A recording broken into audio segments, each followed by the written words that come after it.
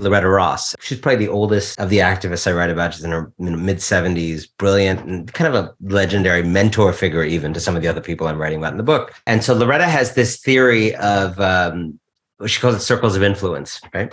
And so she says, your 90 percenters are people who are near allies. They kind of agree with you on the issues, but maybe they attack the problem from a different angle, right? One of them is an activist and the other is a journalist, right? But they have the same way. And she said, what we do with our 90 percenters, the mistake is we're always like, why are you approaching this from a reporting point of view? You should be in the streets. It's like, why do you need them to be a clone of you? Clearly there's a role for people to do journalism with this bent of mind. And there's a role for people to do activism with this bent of mind. Like, I call this the orchestra principle. Like, different people need to play different instruments. Like, just because you play the oboe, someone's not committing a sin by playing the bassoon. The important thing is to harmonize. Then she's got, your 75 percenters, which are people who share broad policy and philosophical strokes with you, but really have significant areas of disagreement. So Loretta's example is she and the Girl Scouts are both feminists. They both believe in equality for women. They both agree that women should, it should be made easier for women to vote. They may not agree on abortion.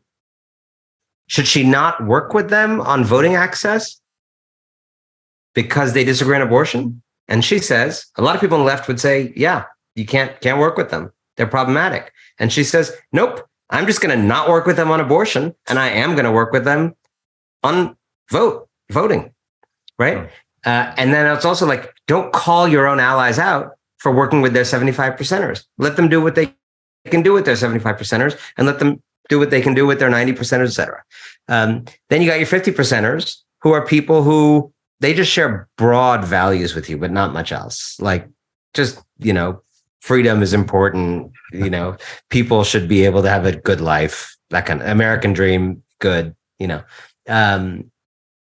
50 percenters, you have to really opportunistically find moments of opening where values of yours that they may not share, they could share, right? So after a pandemic or in a pandemic, they might see value in universal healthcare or certain kinds of government support that they just didn't see before, so on and so forth.